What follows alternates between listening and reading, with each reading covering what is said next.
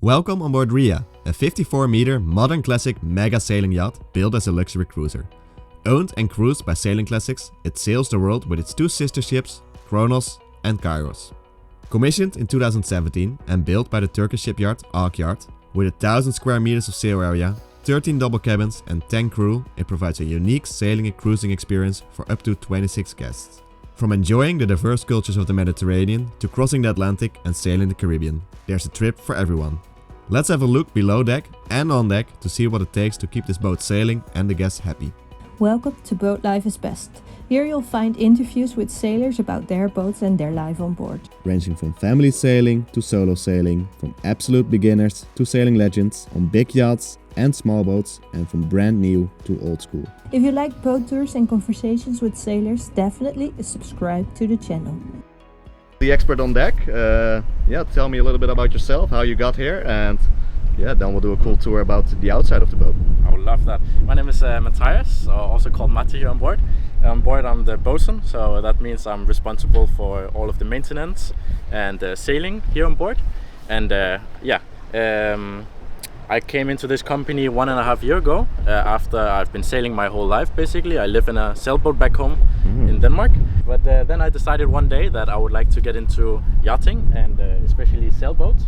So I went to Training Ship Denmark, it's called, and got my education, all my STCW certificates that is required to work here. And later I got my deck rating to be able to sail here and keep watches.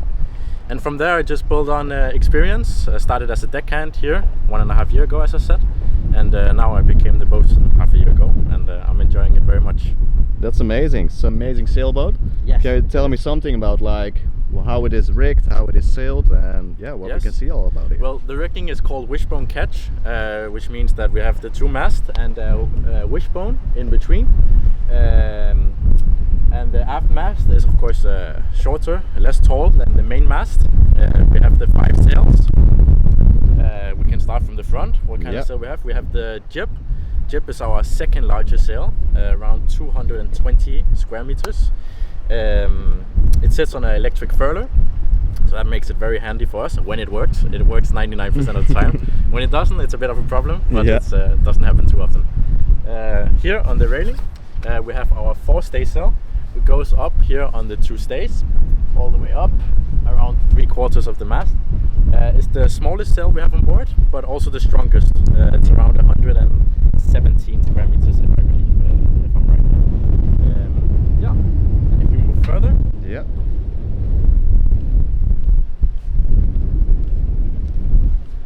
coming up here, this is our main mast. Our main mast is 45 meters above deck. So roughly around, if you stand on top of the on the mast foot, which I sometimes mast top, which I sometimes do, it's around 50 meters above the water. Oh wow, that must be a good sight from there. Yes, it's amazing. And the reason I go up there is sometimes the anchor light goes off, and that's my job to go up and change that. To fix it, we have on the main mast we have 5 winches. They're all electric, so that means that when I will press the button here, it doesn't immediately stop on the winches, and these winches are extremely strong compared to hydraulic winches. Hydraulic winches, they stop immediately after. So they can be a little bit dangerous, or you have to watch out. This is where the human error comes in, because we break a lot of sails, unfortunately, from this. What else to tell you? Here on the staysail boom, connected to the main mast, we have the staysail, or the mizzen staysail, and we call it the mizzen staysail because the 2 stays that goes here goes all the way up to the mizzen mast. So that's what makes it different from the 4 staysail that goes to the main mast. On top of it, we have our biggest sail, which is called the fisherman. And it's our biggest sail, so we have around almost 240 square meters of sail. And it goes out in between the wishbones. And maybe from here it doesn't actually look that big, but once you have it down on deck and have to change the sail or have to make a repair, you actually really feel how big it is. And it gives us a great speed. That's amazing. And the cool thing about this sail is that in between the wishbone the sail comes out, and then we can move it out. So in case we have a downwind, we can move it out and almost function as a what do you call it, a jenniker or a spiller. Yeah. So you can put the whole wishbone out to the side. Yeah. Which is very handy for doing crossings and stuff. Yeah. Yeah. Let's move to the mizzen mast. Yep. Okay. So today we got some exciting news. We got sponsored by SailServer. I reached out to them after seeing their product on the Schoning Aero 1500 that I interviewed earlier. You can see the video here or there probably. It's a very cool little box that you just plug into your network, and it collects all of the data of your network and uploads them to the cloud to see in a digital logbook. The installation is really quick. You just plug it in, connect to it in the app, and then you're online. It has a built-in SIM card. That's really important. There's a built-in SIM card that's available in over 100 countries and already prepaid. So wherever you go, it will have a connection without you having to connect it to a Wi-Fi network or anything else. So it's a real standalone device that provides automatic logbooking. But the most important feature, for cruises at least, in my opinion, is the remote anchor watch. This is the only product that I know of that has a fully remote anchor watch. So it stays on your boat, you can set the anchor, you can set some alarms around it for distance, for wind speed, for water depth changes. And whenever it goes outside of those limits, it will send you a message. You can get a message in the app, you can get an email, or you can get a text message straight to your phone from the device without it being connected to anything else. This provides a huge relief when you're living on the boat, because you're away from the boat a lot of the times while it's on anchor. So whenever the wind is increasing without the weather prediction saying that or anything else, you just get a message and you know to get back to the boat as soon as possible. It's the best present you can buy yourself or for another sailor for Christmas. It's only 99 euros per year, and the first year you get 10% off with the code BoatlifeIsBest10. So start tracking your adventures and being safe on anchor, and buy yourself a SailServer. I'm really happy that I sponsored this video. It allows me to put more time into the videos and have more interviews for you guys.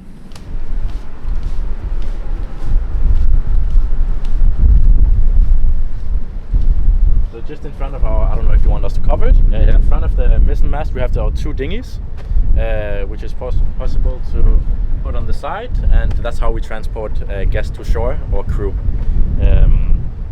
And on our mizzen mast we have the one sail called the mizzen, and yeah, there's not so much about it. It's 130 something square meters. It's actually, on this boat, it's a rig a bit too big, which makes it really good for downwind sailing. But as soon as you have a lot of wind from a close hauler angle, you have some problems, because if we have a lot of wind, we have to take the jib down. It has because it's such a big sail, and if we then have a full mizzen, it makes our rudder very far out. Makes the boat unbalanced. Exactly. Yes. And then we lose speed. So typically we reef it. We have a possible to reef it down, make it 40 square meters less. So it's a very nice sail. Yeah. And they told me you also do like Atlantic crossings with the boat. Have you done one as well? Or? Yeah, I've done twice this year and last year. So I did the crossing from east to west from Cape Verde on the sister ship, CHRONOS. It looks very similar to this one. And then I did here on this year from west to east, from Antigua to Horta, and from Horta to Gibraltar. Wow. Yeah. So there must be some very cool experiences. Very cool, yeah. We had a lot of wind. We had 70 knots of wind on the crossing. So we were rigging. So actually what I forgot to tell is on the staysail we can also rig a storm sail. So in case we really have a lot of wind, we can rig a very small sail, very strong. Yeah, that will make sure that we will still move. We did, how much we did? We did almost 18 knots. Wow. We did 18.2 knots. That was the maximum, surfing down a wave. And we only had this sail, so that was impressive. Wow, that's cool. Yeah. What did the guests think about it? You know, on the crossings, our guests have a mindset different compared to these kind of trips. So they were really excited, but that's also because they seem to feel confident in the crew. So yeah, it was a very nice experience. Of course, in this situation, we were very careful and we were very concentrated always, and had extra people on the watch. Of course, you have to be careful when you're pushing the limits. Yes, exactly. But it always makes the experience here on board for guest and crew very special. That we do this. Are there any other cool things on board, like on deck, that you use for sailing such a big yacht? Or have you been on the bridge? We also have the guest area. Yeah, I've seen the guest area. We've been there. But if you turn right here and to left, we have the bridge, and watch your head because it's a bit low here. Yep. Here we have all of our instruments that we also have on the fly bridge. So it's actually possible to, if the weather is this bad, that we can control everything from here and don't have to move on deck at all. Here we also have the anchor watch, we have the radar control. What else do we have? We have a plotter, of course, here. And we have complete engine controls, autopilot, AIS systems, whatever you could think of, light controls over here. Yeah. And bilge alarms, so we can control everything from here.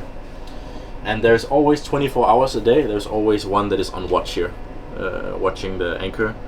So either on deck or in the night, we are allowed to sleep here on a little mattress we have. And there's an anchor alarm that goes off if you start breaking. Yeah. Has that ever happened, or like? Yeah, many times. Many times. Yeah. Yeah, always. I remember one time specifically in Greece last year, around this area. It was end of season in October, and we were just finishing up the charters here, and we did sailing this night, and we arrived late in the evening, and I was on the night shift, and we had 60 knots of wind constantly pushing us, and we were having all of our chain in our 2 anchors, and yet we were still dragging in the middle of the night, and there was not much we could do. We dropped the anchors, all of the chain.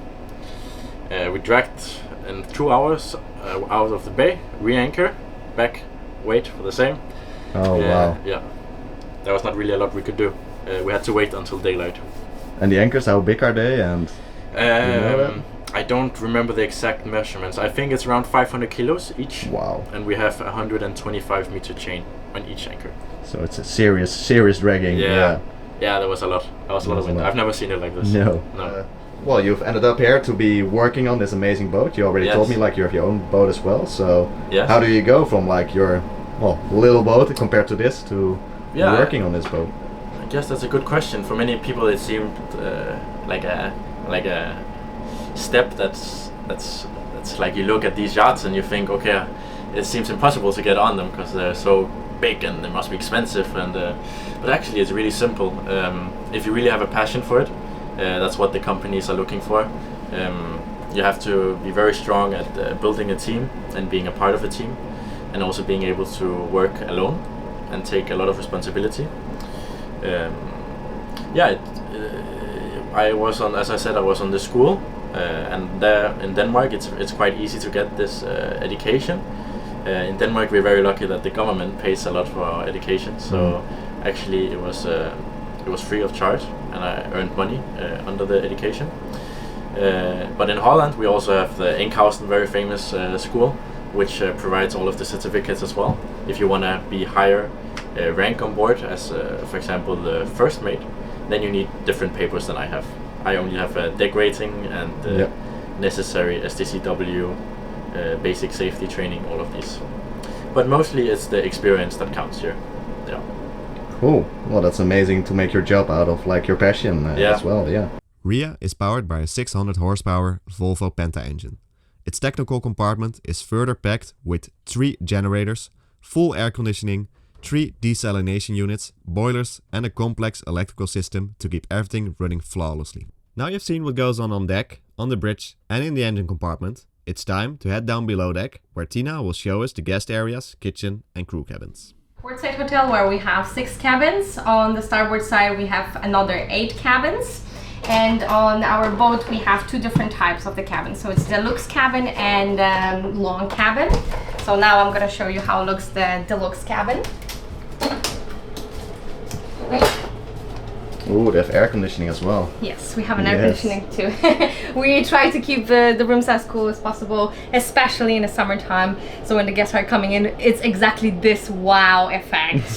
So they can. It works. So it works. So they can feel that we have an air conditioning. So this is a deluxe cabin, and the main difference in both of those cabins is that deluxe cabin is a little bit bigger. We have this space in between the bed, and also.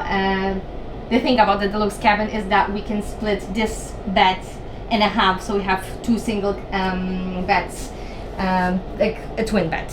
And also the bathroom, it's tiny bit bigger. So that's how our bathroom presents. We have, of course, shower, relaxing, beautiful toilet. So yeah, basically that's how this cabin looks like. So now I'm gonna show you the long cabin. So you can already see that the long cabin is way much smaller. The main difference is that there's no space in between the bed, but we have one nice giant bed, which me personally I like way much more than in the other cabin. And the bathroom, you can feel that it's tiny bit smaller, but to be honest, there's not that huge difference. We have also the space for luggage under the bed, so the guests can save way much more space. So on our board we can fit 26 guests and 10 crew. So the crew cabins are the way on the front. Yeah. We have 4 cabins, 2 for 3 crew members and 2 for 2 crew members. Captain has his own cabin, and chef also have his own cabin. They're the lucky ones. They're the lucky ones. They're yeah. the lucky ones. Have you been already in the saloon? No, I haven't been inside yet, so. That's the saloon. So this is also space where the guests can come, chill out. Maybe not in the summertime. In the summertime can be warm sometimes, but on the crossings and in the winter time, this is very nice and cozy place that you can sit, do the knitting, read a book, play games, and or hang out with the crew. Very cool space, this one, yeah. A little tiny library. A lot of German books on there. Are they mostly Germans coming to the boat? Yes, mostly German, Swiss, Austrian, but we start to have also a lot of international guests. Yeah. So Spain, America, Norwegian, Norway, Sweden. So it's getting more and more popular in different countries. Yeah, we're very happy. So yeah, so basically this is our laundry area. We have 2 washing machines and 2 dryers. Of course, on the rough sea, we're not using them. We're waiting when it's getting a little bit calmer, but yeah, laundry 24 hours a day, every day. Wow. Because I guess I'm always wondering if we're doing laundry. I was like, yeah, we're doing laundry every day. So this is the place that the crew is having their meals, hanging out, playing games, talking, and sometimes it's taking this 5 minutes breath during the day. Yeah. Or sometimes, as you can see, this is also the engineer station where they're trying to fix broken stuff. Always something breaking. Always something breaking on the boat. Always something breaking. Yeah, that's the place where all the magic is happening, where our chef is preparing the delicious meals. In every weather condition, that's important. Every weather condition, he is able to do the magic and delicious stuff. Wow. That's our chef. Tyler, say hi. Hello. Hello. That's amazing. Oh, and the cooking plates don't even move with the boat. No. No gimbals. No gimbals. You just put them down with like with clamps or Duct like tape and super glue. duct tape and super glue. Yeah, that's it. It's always in that work. Oh wow. Wow, that's amazing to cook all the meals in here, like even during the. Oh yeah, sometimes it's so he has to cook, we have to serve. You have to serve, yeah. Not throw it on the floor all the way down. Exactly. Yeah. So in our hands is responsibility of carrying these beautiful dishes upstairs without dropping them. Without dropping them, yes. We don't want to make them sad. Yeah. So this is our tiny bar where we are preparing all the beautiful cocktails every day, preparing coffee, the breakfast stuff, and yeah, this is our small service kingdom. If you walk all the way forward on the deck towards the bow, we get to the crew area. To enter, you have to climb a steep staircase down, which leads to the compact but very neat crew quarters. So this is one of our crew cabins. So you can see it's 1, 2, 3, 4. This is very front cabin for 3 crew members. So as you can see, it's nice and cozy. Yeah, we have also a tiny bathroom right here. Oh, it's not very tiny. That's luxurious. So this is bathroom and shower in one. Yeah. So yeah, our crew cabins are also with the air condition, which is nice. Especially when it's summer season and it's hot. But yeah, we feel how do people become crew on one of these ships? Like, that's a good question. So yeah, if you're looking for a job, you can just follow the Sailing Classics website on Facebook. When there's a place, or we're looking for a stewardess, we're always putting an information. But yeah, usually we talk with each other, you know, if we have friends who are interesting or they have experience, of course, they're very welcome. They're very welcome. And you also, if you're beginner, don't be scared. You can learn everything here, and everyone gonna help you with pleasure. Is it like a season's job, or do people do it like full time? Or Depends. Most of the time is like a seasonal job, like summer job, you know. Like in between the studies, college, just to experience something new. Well, I am the one who is full-time here, so this is actually what I do for a living. It's this is our storage, one of our storages actually. So we have That's mostly beer. Well, yeah, on the little bit of from the liquor, I guess I have around 250 bottles, and then round about 1,500 bottles of wine, and 200 trays of beer, and then another 250 of soft drinks. So wow. We're ready for a whole season. You're ready for a whole season yes, of partying. yeah. Are you ready to experience this incredible classic mega sailing yacht in real life? Book your cruise on sailingclassics.com and sail RHEA or one of our sister ships in some incredible locations around the world. If you like this video, don't forget to like and subscribe. It really helps me to grow the channel and create more interviews for you.